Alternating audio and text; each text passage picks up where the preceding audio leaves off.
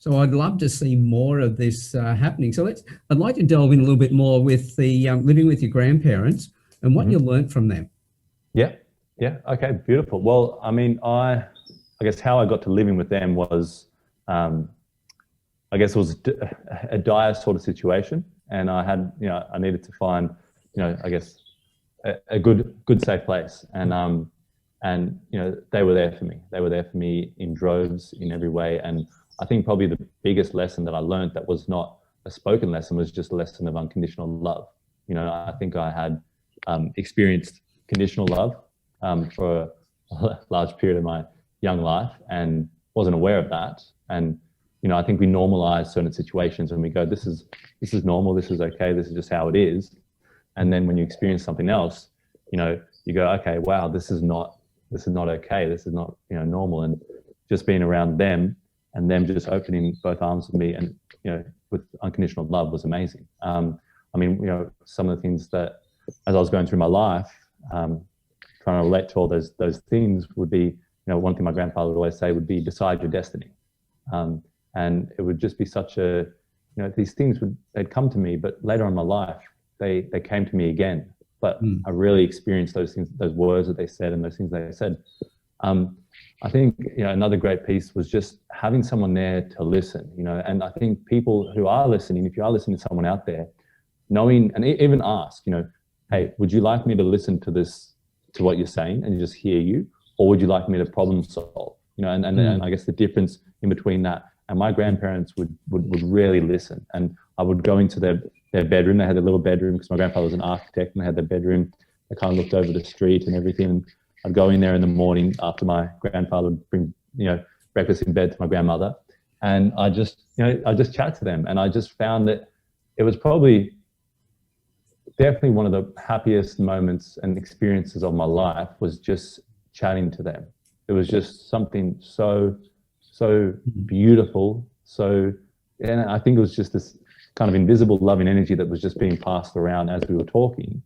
And you could see all three people in that room really cared for each other, really wanted the best for each other's life, and really wanted to give everything they could. I wanted to make them laugh.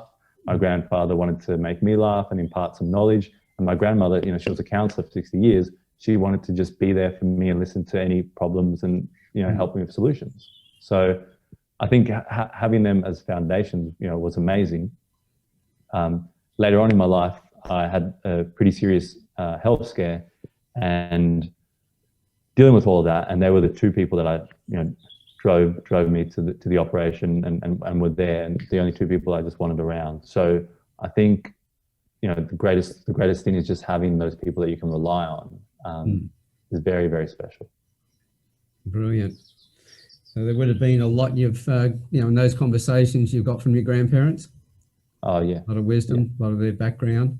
Yes. Yeah. And also, and even, some of the challenging things where, I guess I have different perspectives and they'll have different perspectives, and so there might be a topic that we're talking about and, my grandfather would say, well, wouldn't this just be normal? This is what you kind of want. And, my grandmother would go, well, hang on a minute, like Kyle's, he's from a different generation. Like they want something else out of life, and we got to understand that. And then kind of working out, all right, they're challenging me in these different ways, but that's really good because then I've got to go into myself and realize, do I really want that sort of setup, or do I want what I'm actually saying I'm wanting, and I think, they're not just there to just listen and love and they're there, darling. They're also there to challenge me and go, hey. And also I think, one of the greatest things as well, I was going through like a young period of my life and I was partying and, making some not of the greatest, making some mistakes and not of the greatest decisions and hanging around, the wrong sorts of people. And, realizing that, that there's a level of respect and that, they demand like the best from me because they know that, hey, you've got a beautiful soul inside there. You've got a great value to the world, and you've come through a lot of challenges, and you can do great things in your life. But this stuff is not on. So we need to sort this out, straight away. And I mean, it was just partying and getting caught in wrong crowds and just being a young fool. But you know, when you're around other young fools, oh, how can we do the next thing? How can we, you know, TP or whatever the things are, you know, how can we trump the next person? And then if you're the loudest one, you usually find yourself the one caught there with all the evidence at the end of the day, you know. So so I think that's what I was suffering, a bit of naivety and yeah, naughtiness. Good to have somebody that really cares, who is holding you accountable. Yes, yeah, that's what it is. Which is good. That's what it is. We don't like being caught out, but if we know the person is doing it for the right reason, holding us accountable, then we should be quite thankful for that, because it keeps us on that the right path. It helps us to find the right path. Exactly.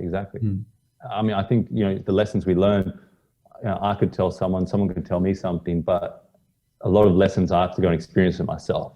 You know, like, okay, this is the right way to go. Yeah, righto, whatever. And then you got to go and experience it yourself and realize, oh shit, okay, that person had a bit of knowledge and wisdom there. That's it. So your grandparents, are they still around? My grandmother's still around, and my grandfather passed away late last year. And yeah, my grandmother's still around. I give her a call every now and then. Well, a couple times a week, and just touch in. And yeah, she's really, really, really sweet. I'd love to fly over to Sydney and spend some more time with her. I mean, that's one of the biggest things I want to do in my life. And I think if you've got great grandparents, and you're at a younger age or any age, I think, you know, spending time with them, you know, it might not be, you know, as time productive as you think in terms of a economic landscape, but you know, as a value for the rest of your life and philosophies for the rest of your life, and you know, like it's so valuable. It's so intangible, and because we can't measure it, we don't see the value of it until it's too late.